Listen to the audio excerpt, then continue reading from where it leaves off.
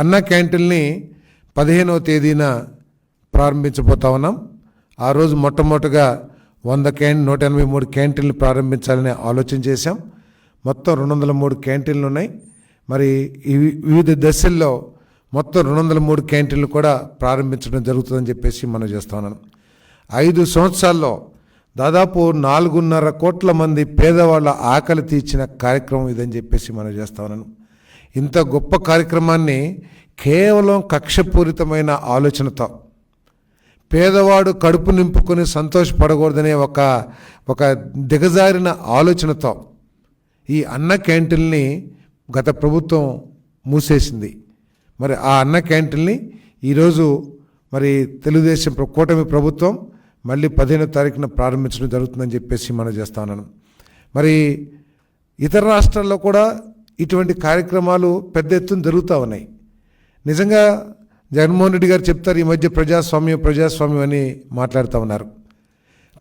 ఏదో తెలుగుదేశం పార్టీ కక్షపూరితంగా వ్యవహరిస్తుందని చెప్పేసి.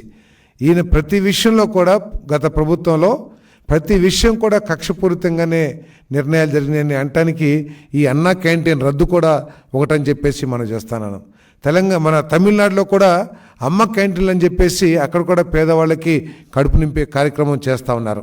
మరి తర్వాత అధికారంలోకి వచ్చిన స్టాలిన్ గారు ఎక్కడ కూడా రాజకీయ కక్షతో కానీ లేకపోతే వేరే వాళ్ళ పేర్లు ఉండకూడదు, నా పేర్లే ఉండాలనే ఆలోచనతో ఎక్కడ కూడా ఆ క్యాంటీన్లు రద్దు చేస్తాం కానీ, లేదు ఆ క్యాంటీన్ పేరు అమ్మ క్యాంటీన్ అనే పేరుని మారుస్తాను కానీ ప్రయత్నం చేయలేదనే విషయాన్ని గుర్తించాల్సిన అవసరం ఉందని చెప్పేసి మనం చేస్తాను.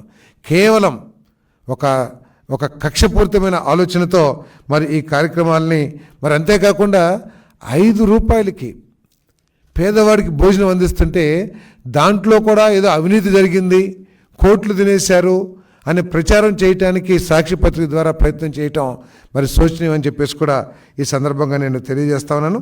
మరి 2019 నుంచి కక్షపూరితంగా ఈ రద్దు చేసిన అన్నా క్యాంటీన్ల స్థానంలో అనేక మంది తెలుగుదేశం నాయకులు వారి స్వంత ఖర్చులతో ఈ క్యాంటీన్లు కూడా నిర్వహించడం అభినందనీయం అని చెప్పేసి కూడా ఈ సందర్భంగా తెలియజేస్తూ, మరి తప్పుకోకుండా ఒకరోజు నా నియోజకవర్గంలో ఒకరోజు భోజనాన్ని నా సొంత ఖర్చులతో నూజివీడు నియోజకవర్గంలో నిర్వహిస్తా అని చెప్పేసి కూడా నేను